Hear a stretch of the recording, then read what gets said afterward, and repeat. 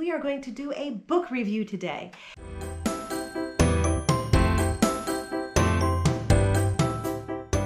Welcome to No Excuses, my place to talk about weight loss, life, fitness, making my property amazing, being amazing myself. And today we are going to talk about a book that I have read. It was called Thinsanity by Glenn MacIntosh. So I actually picked this up. It looked like an amazing book. I mean, get rid of the diet mentality, be able to get past that. And I thought it was going to be more intuitive eating style, which I love the concept of intuitive eating. I know as a food addicted person, I know that intuitive eating is a very difficult thing for me. You know, it's one of those things where you don't just tell an alcoholic to drink intuitively. So it's a difficult thing for me. So I was actually really excited to read this book because I'm like, yeah, maybe I'll get some hints, maybe I'll get something good.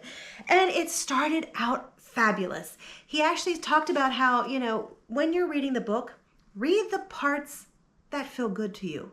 He actually wrote stuff like, you know, if exercise is not an issue for you, skip that chapter.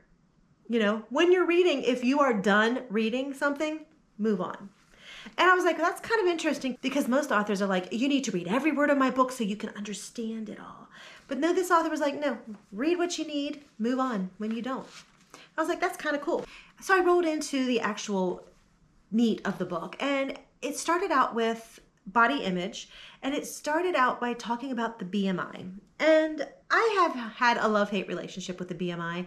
Whenever I was in Weight Watchers, I beat my head against the wall trying to get to a healthy BMI, what the BMI says that I needed to be. And I was beating my head against the wall. And I went and talked to my doctor, and my doctor looked at me and says, honey, you are never going to make it to that unless you are exercising 8 to 10 hours a day like a professional athlete. He says, your age, your body type, your bone structure. He says, it's just not going to happen. And he actually gave me a different figure of where I needed to be, which was actually a lot healthier for me. And I was able to actually live and meet that goal without beating my head against the wall. So I've actually, you know, have had a love-hate relationship with it. And so I was reading that, I'm like, yeah, go, preach it, preach it. But then I kept reading, and a lot of times it just seemed like he was saying things like, you're not fat. The BMI says it, but we've just proven the BMI wrong, so you're not fat. And one of his examples was a lady who I've been able to lose month. It took me 3 months to get to my weight, and then I went on a vacation and I gained it back. I'm like, 3 months? 3 months is just like a drink of water to me. And it seemed like his book was focused on people that are only slightly overweight, not really heavily obese. And it kind of turned me off. I'm going to be honest. It kind of turned me off, and it probably tainted the rest of my reading. And, you know, he had good points, but it just kind of turned me away from the book because it was just like, this is not really for me. You can look at me. I'm fat. I'm obese. It doesn't matter if the BMI is wrong. I am still well above where I need to be. And I understand what he was trying to say was, you know, stop looking at yourself as fat, because stop thinking that other people are looking at you as fat.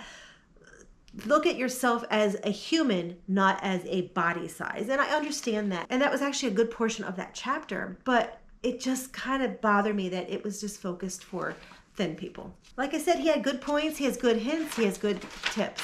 He talks about body image, he talks about sabotage, he talks about making peace with food, emotional eating, he talks about the love-hate relationship with exercise. He actually covers a lot of really important aspects that are important for the healthy lifestyle. Throughout each chapter, he actually does give you hints, tips, activities to help you actually overcome some of these issues, to help you see how some of these issues that are in your head are silly. It really is, he does have a lot of stuff there. The chapter I really thought was interesting was the habits. Habits or behaviors. Are you working on a habit or are you working on a behavior?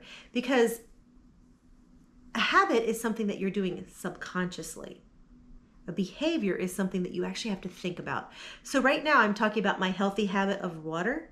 It made me rethink it because I'm like, no, it's not really a healthy habit right now. It's a healthy behavior. My behavior is to make myself consciously drink water. It's not a habit until I'm sitting here going, man, my mouth is dry. I need to get something to drink. Then it's become a habit. Or when I'm just automatically just drinking. then it's a habit. But right now it's not. It's a behavior. And that was kind of interesting to me. And he talked about ways to help build habits and to build behaviors and stuff like that. And, you know, I was starting to feel a little bit better about the book because I was like, okay, so it's aimed more at people that are not just slightly overweight. I can deal with that. It still has some good things in it. And then he actually said it. He said that the solution to the magic question that everybody answers about long-term weight loss might probably be bariatric surgery. Are you serious? Are you serious? Oh my word. I about threw my iPad down because I was like, I just don't even want to read this anymore. Yeah, he absolutely said that it's a very good potential for people living in large bodies. And I'm just like, yeah. What was the whole purpose of reading your book? Well, he did go on to say that the purpose of reading the book is because you have to fix what's in your mind. So the bariatric surgery is a long-term results, blah, blah, blah. But, you know, yeah, he lost me. Totally lost me. The book has some really good points. I will probably go back and read it at a later date and hopefully with a different mindset. But my mindset was just turned off by it at this point. Good points, good habits, good activities in it, but just written in a way that I felt like it wasn't written for an obese person, especially when at the end he said for obesity, probably just do a bariatric. You win some, you lose some. Hopefully the next book will be a better one. That was my February healthy lifestyle book that I read, and I'm just now getting to recording it for you. The next one is going to be better. I've already started reading it, and so I'm thinking it's going to be a better one. So let's see where that goes. No excuses.